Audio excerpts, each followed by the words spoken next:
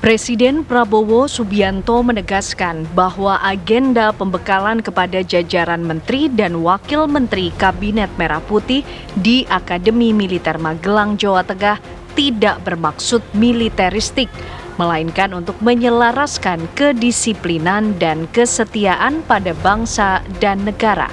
Prabowo menekankan pembekalan akan menitik beratkan pada koordinasi, konsolidasi, dan pencapaian target-target yang akan dilakukan selama 1 periode ke depan.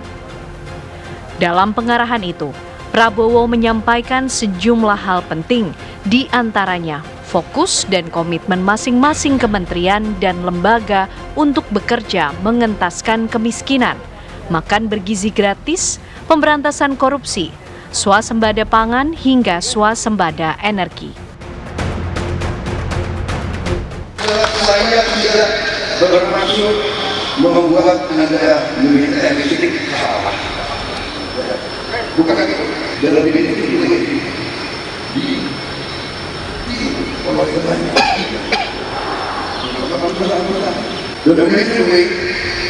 inti daripada semua usaha adalah disiplin. Kedua, kesetiaan.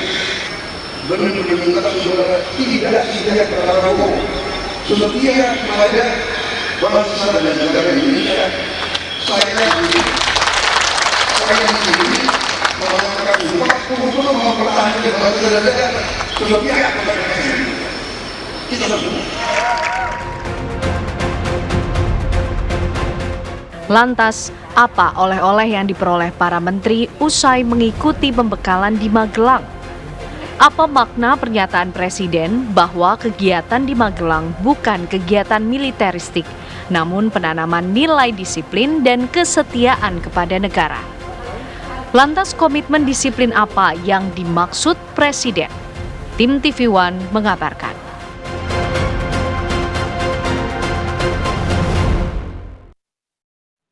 Ya, pembekalan untuk para menteri dan juga wakil menteri di Kabinet Merah Putih ini masih berlangsung sampai hari ini dan agendanya sampai besok. Artinya kita masih menanti nih kira-kira apa yang menjadi oleh-oleh yang dibawa oleh para menteri dan juga wakil menteri dari pembekalan yang sudah diikuti paling tidak mungkin selama 3 hari di Magelang, Jawa Tengah. Pemirsa, kita akan membahasnya bersama dengan para narasumber kita yang sudah hadir malam hari ini bergabung bersama kami di Apa Kabar Indonesia Malam. Ada Bang Andi Malarang, selamat malam Bang. Selamat malam.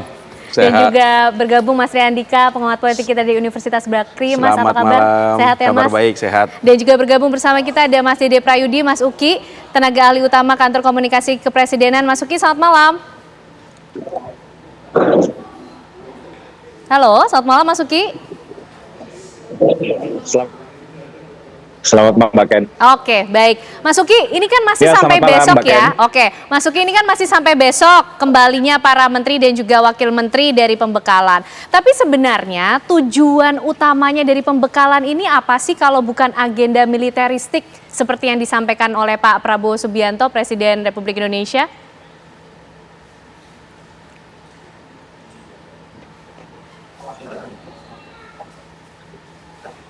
Halo? Ya.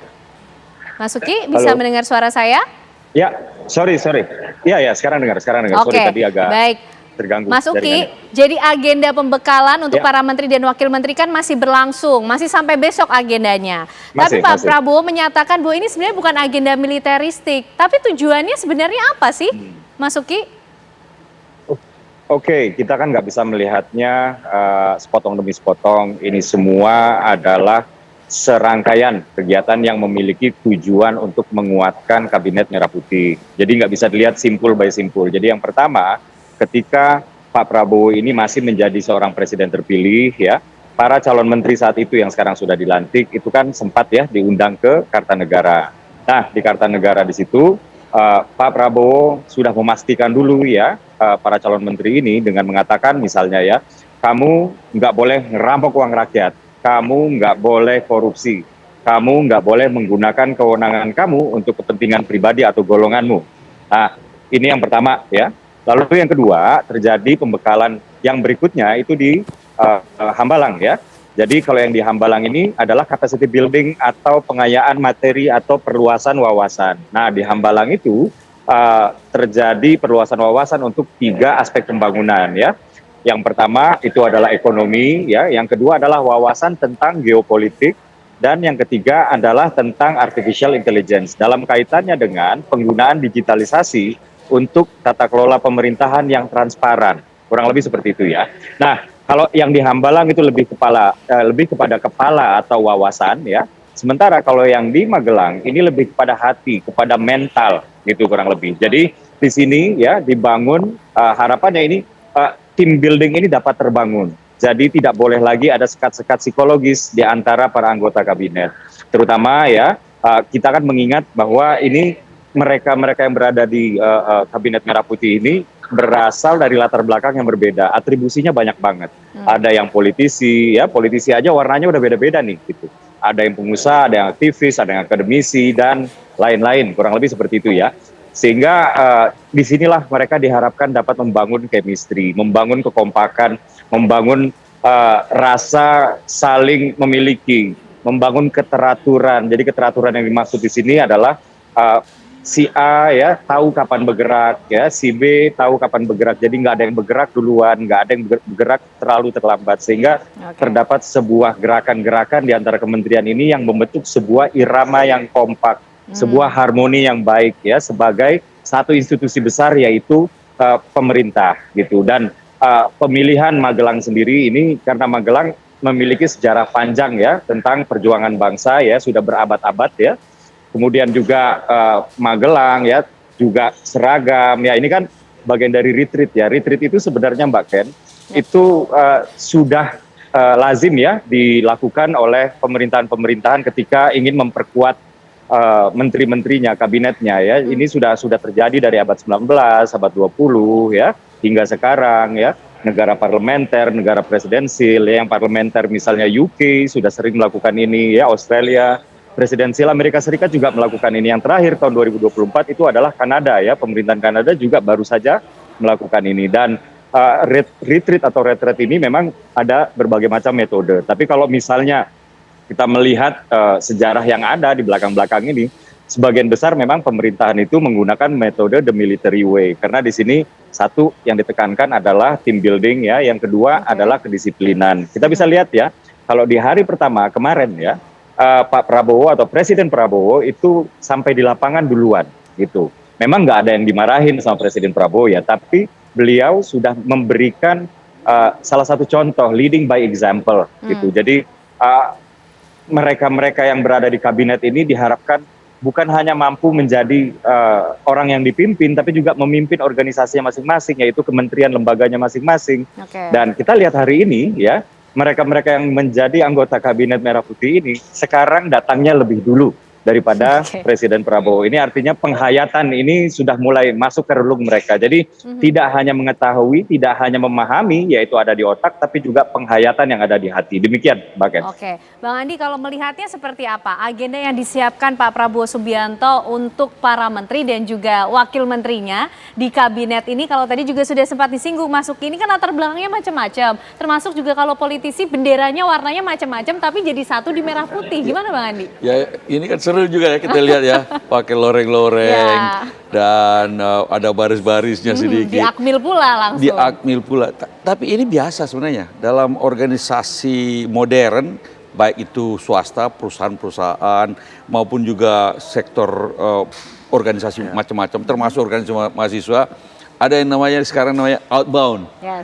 Ini outbound, di mana tujuannya outbound itu biasanya memang untuk membangun kebersamaan. Bonding lah ya namanya. Bonding. Karena betul sekali, menteri-menteri datang dari berbagai macam partai, berbagai latar belakang, bahkan belum banyak yang belum kenal satu sama lain, mungkin juga belum terlalu kenal dengan Pak Prabowo-nya, presidennya sendiri. Nah, dalam suasana outbound ini dengan bonding semacam ini, mereka bisa merasakan kebersamaan, merasakan satu perahu lah, bahwa ini adalah kebersamaan, tapi juga mereka harus menyatukan diri menjadi kira-kira pasukannya Pak Presiden. Bukan lagi masing-masing sendiri-sendiri, menjadi merah putih. Inilah kabinet merah putih. mereka juga saling kenal, saling koordinasi di antara mereka, ada Menko-nya juga, sehingga nanti ini kan baru mau mulai masa jabatan nih. Setelah pulang dari sini harapannya mereka kenal visi misinya presiden, mereka sudah bisa saling kenal dan berkoordinasi, sudah merasa kebersamaan, jadi bukan lagi egoisme masing-masing. Dan kalau ada masalah mereka bisa saling telepon, karena sudah sama satu tenda sama-sama.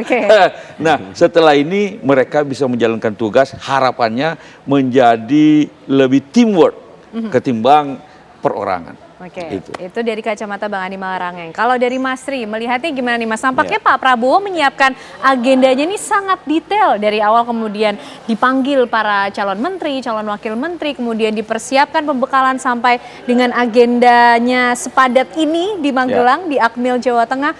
Apa sih sebenarnya suasana kebatinan yang ingin diciptakan oleh presiden kita? Saya melihat ada dua kebutuhan yang ingin dipenuhi oleh Presiden Prabowo dalam masa-masa awalnya ini. Yang pertama tentu ini kebutuhan organisasi, seperti tadi Bang Andi dan mungkin tadi Mas Uki sampaikan, sebagai seorang leaders dalam satu organisasi yang baru ada kebutuhan untuk menyamakan persepsi, menegaskan visi, membangun chemistry ya. Dan yang tidak kalah penting juga menurut saya ada pesan besar bahwa ini Pak Prabowo sedang menyampaikan budaya kepemimpinan organisasinya.